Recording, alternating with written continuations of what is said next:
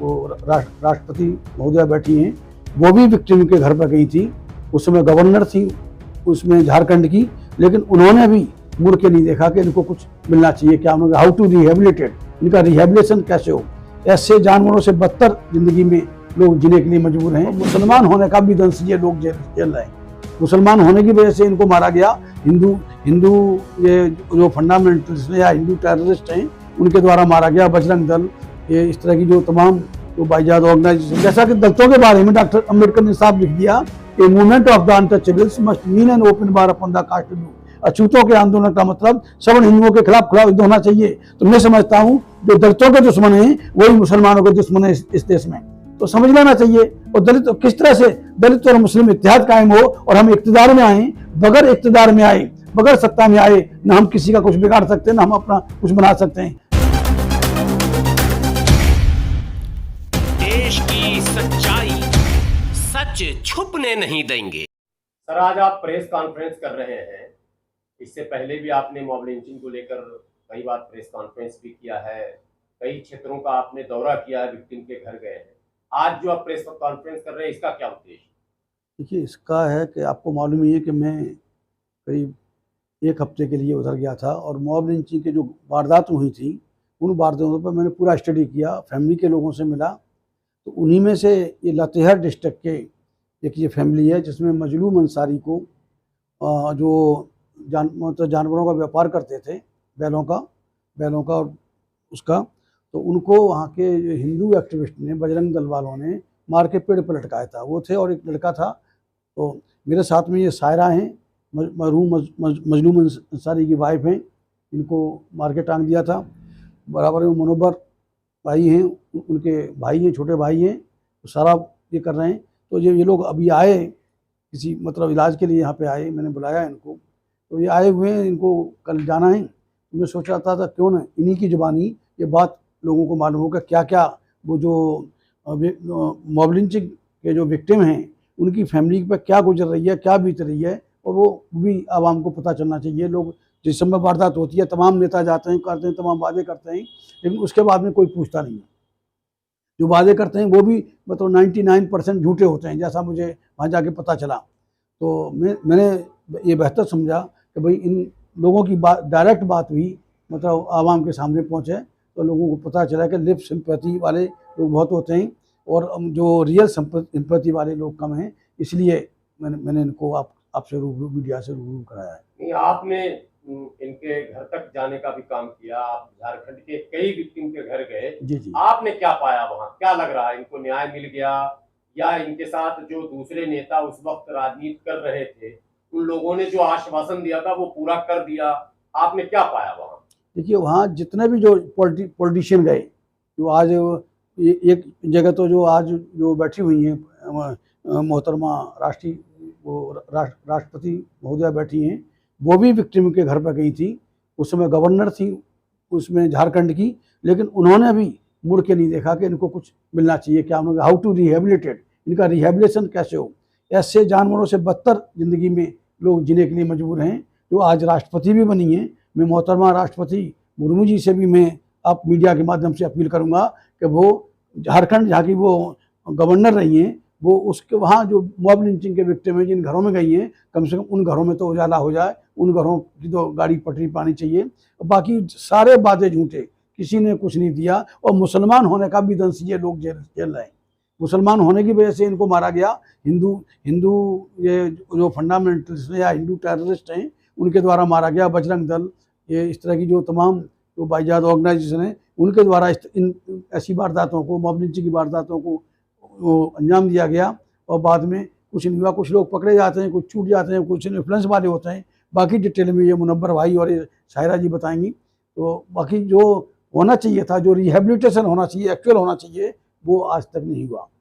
नहीं, एक सवाल और ये है कि आप जब पूरे झारखंड के भ्रमण पर थे अभी पिछले महीने जी, आपने जिन जिन लोगों के घर पर आप गए हैं, क्या लगा कि अपराधियों को सजा मिली है या अपराधी भी आजाद है?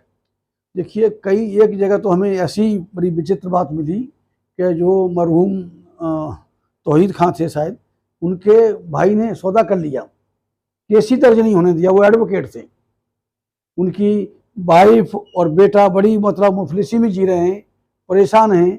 उनकी बेटी से मेरी बात हुई दूसरे गाँव में, वहाँ उनके घर पे गए, वहाँ तो लोगों ने बात करने से भी इनकार कर दिया, लेकिन बाकी गांव वालों ने पूरी तस्वीर साफ कर दी वहाँ पर। तो वो सही है, कुछ लोग सौदा भी करते हैं, कुछ हिम्मत नहीं जुटा पाते हैं, और कुछ जो प्रेशर है पुलिस का, जब से ये हेमंत सोरेन की सरकार आई है तो वो प्रेशर कम हुआ है, मारामारी कम हुई है। लेकिन उससे पहले जो लोग थे, जो सरकारें थी, उनमें इनको बहुत मारा गया, 4-4 लोगों को मारा गया, किसी पे कुछ इल्ज़ाम लगाया, किसी पे कुछ इल्ज़ाम लगाया। बहरहाल जो केस को कमजोर किया गया। जो आरएसएस की जो प्लानिंग है, मतलब वो मुसलमानों को इस देश से भगाना चाहते हैं, डरा के भगाना चाहते हैं, मार के भगाना चाहते हैं, दलितों को दबाना चाहते हैं, पिछड़ों को पछाड़ना चाहते हैं। जो उनकी आरएसएस की नीति है वो लागू है। तो इस हालात में मैं चाहता हूं कि आवाम तैयार हो, और ख़ास तौर से मुस्लिम समाज हिम्मत जुटाए और ऐसी वारदातों को फिर आगे कोई अंजाम न दे सके, उसका भी कोई पुख्ता बंदोबस्त हो मिलजुल कर। मुस्लिम समाज का आरोप है कि हमने जिन जिन दलित नेताओं पर भरोसा किया, जैसे साहब कांशीराम का नाम आता है और कई नेताओं का नाम आता है, बाद में उनकी पार्टी ने खुद मनुवादियों से समझौता कर लिया, तो आप पर कैसे भरोसा करें? मुदब्बर साहब, 4 दिन किसी के साथ रहने में उस व्यक्ति का चाल, चरित्र और चेहरा सब कुछ सामने आ जाता है। मायावती ने की राजनीति करीब 30 साल हुई है, 30 साल में मायावती को नहीं पहचान पाए। आज दलित हटाए पीछे कि मायावती ने कुछ नहीं किया, एकदम हुआ है। तो लेकिन 30 साल तो बर्बाद हो गए मायावती के चक्कर में। वो नेता नहीं है। अगर देखिए, जो वोट का अधिकार मिला है, मैं आपसे ही बात करता हूँ, वोट का अधिकार इसलिए मिला है, 5 साल के लिए मिला है, और 5 साल में अगर कोई हमारे काम नहीं आ रहा, जो एक्सपेक्टेड रिजल्ट नहीं आ रहा, तो हमें उसको बदल देना चाहिए, नेता को बदल देना चाहिए। ये नहीं कि हम 20-20 साल हमने दलित, जहाँ तक दलित और मुसलमानों की बात है, उन्होंने उनका चुनाव निशान भी बैलों की जुड़ी होता था शुरू में, एक बैल दलित और दूसरा बैल मुसलमान। तो पूरी गाड़ी 55 साल तक खींची कांग्रेस की, और कांग्रेस ने दलितों को दबाने का, मुसलमानों को मिटाने का काम किया। चाहे बाबरी मस्जिद का मसला हो, चाहे दंगों के मामला हो, चाहे कोई और मामला हो, या नौकरियों में मामला हो। 35% मुसलमान उस समय सरकारी नौकरी में होते थे, आज 1% भी नहीं है। ये सब कांग्रेस की मेहरबानी। लेकिन 55 साल तक कांग्रेस का पल्लू थाम के रहना, उसके बाद खासतौर से मुसलमान भाइयों ने, उन्होंने मुलायम सिंह को पकड़ लिया। मुलायम सिंह यादव का पूरा खानदान पूरा कट्टर हिंदुत्ववादी है, वो खुद हनुमान के भक्त थे, तो कैसे वो हमारा भला कर सकते हैं? तो इसके लिए वो नेता तो बदमाशी करेगा, आपकी मजबूरी का फायदा उठाएगा। आप मजबूर क्यों हो? आप अपने बीच में से नेता क्यों नहीं खड़ा करते, उसका साथ क्यों नहीं देते? और फिर जो मतलब कुरान पाक भी कहता है कि जो हक बात कहने वाले का साथ देना चाहिए, मुसलमान कहाँ सुनता है? उसे बड़ी पार्टी चाहिए, राष्ट्रीय पार्टी चाहिए, नहीं चाहिए उसे। ये नहीं कि कोई आदमी हमारी बात कर रहा है तो चलो उसको। यहाँ तक मेरा सवाल है, ये मायावती ने मुसलमानों का शोषण किया, वोट लिया, कुछ नहीं किया, मुलायम सिंह ने नहीं किया, कांग्रेस ने नहीं किया। ऐसे हालात में मुसलमानों को सब बैठ के ये तय करना चाहिए कि भाई उनका इस देश में दोस्त और दुश्मन कौन है। जैसा कि दलितों के बारे में डॉक्टर अम्बेडकर ने साफ लिख दिया कि movement of the untouchables must mean an open bar upon the caste do. अछूतों के आंदोलन का मतलब सवर्ण हिंदुओं के खिलाफ खड़ा होना चाहिए। तो मैं समझता हूँ जो दलितों के दुश्मन हैं वही मुसलमानों के दुश्मन हैं इस देश में, तो समझ लेना चाहिए। और दलित किस तरह से दलित और मुस्लिम इत्तेहाद कायम हो और हम इक़्तिदार में आए, बगैर इक़्तिदार में आए, बगैर सत्ता में आए, न हम किसी का कुछ बिगाड़ सकते हैं, न हम अपना कुछ बना सकते हैं। एक सत्ता से कम पर समझौता नहीं होना चाहिए। तो ये बात मुसलमान, हम तो करें मुसलमान बड़ा भाई है, आगे चले हम उसका साथ देंगे, आगे नहीं चल सकता बराबर चले हम कदम बन के उसका साथ देंगे, और बराबर भी नहीं चल सकता पीछे चले हम लाठी को नहीं खाने के लिए तैयार हैं, और पीछे भी नहीं चल सकता तो अल्लाह के वास्ते हमें चलाए, हम मुसलमान भाइयों का बाल बांका नहीं होने देंगे। 4 बातों में किसी एक बात में आ जाए मुसलमान, बात बन जाएगी। एक झटके में 2024 हमारे सामने आ रहा है, ज़्यादा वक्त नहीं है, मिलजुल के बहुत सारे फैसले किए जा सकते हैं कि कैसे इनसे निपटा जाए शैतानों से। जो मुट्ठी भर नहीं चुटकी भर लोग हैं, जो यहाँ असली हिंदू मुश्किल से 10-12% है, और जो यहाँ के कदीमी बासिंदे भी नहीं है, जो विदेशों से आए हुए हैं।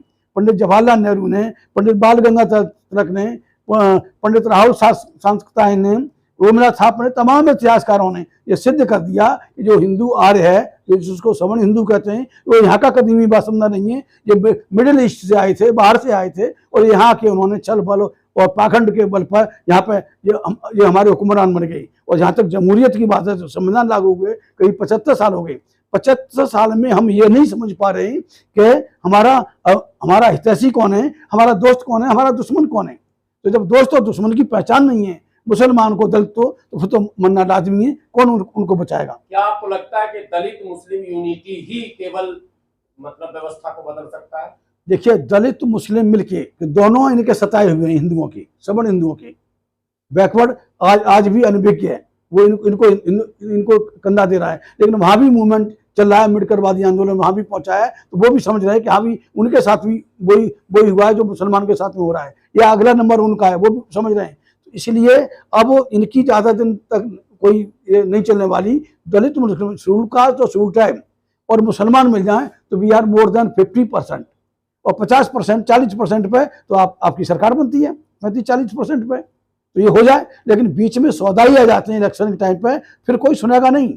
सौदा तय करेंगे, बाकी कौम को गुमराह करके इधर से उधर कर देंगे। बीजेपी को भी मुस्लिम मोर्चा, राष्ट्रीय मुस्लिम मोर्चा, ये बीजेपी का मुसलमान भाइयों का है, और वो बीजेपी को सपोर्ट कर रहा है, आरएसएस को सपोर्ट कर रहा है। कैसे बेगैरत लोग हैं कि जो दुनिया को मालूम है कि आरएसएस, बीजेपी सवर्ण हिंदू, दलित और मुसलमानों का दुश्मन नंबर 1 है इस देश में, मुसलमानों को मिटाना चाहता है, फिर भी उनके तलबे चाट रहे हैं, उनके नीचे काम कर रहे हैं। तो कैसे आप करेंगे? मायावती जैसे सौदाई हैं, मुलायम सिंह जैसे तो वो कट्टर हिंदू बने बैठे हैं, वो भी उनकी स्टेपनी बने बैठे हैं। और दलित में भी इस तरह के लोग हैं और मुस्लिम समाज में भी इस तरह के लोग हैं। लेकिन यहाँ सौदा करते हैं, देखिए, उससे कैसे निपटा जाए? अब ये जिम्मेदारी यहाँ के बुद्धिजीवी दानिश्वर लोगों की जिम्मेदारी है, दानिशमंद लोगों की जिम्मेदारी है। वो मिल बैठ के जो जितने भी प्लेयर हैं उनके जैसे अमेरिकन सिस्टम में इलेक्शन होता है, तो जो भी कैंडिडेट होते हैं सामने आते हैं, उसमें से आवाम चुनता है कि कौन ठीक है, उसको वोट करता है। तो यहाँ के भी अगर दलित मुसलमानों में, दलितों में जो दानिश्वर, जो वाकई ईमानदार दानिश लोग, ईमानदार बुद्धिजीवी अगर बैठ जाएं, अम्बेडकर आदि बुद्धिजीवी बैठ जाएं, तो निश्चित तौर से कोई रास्ता निकल सकता है।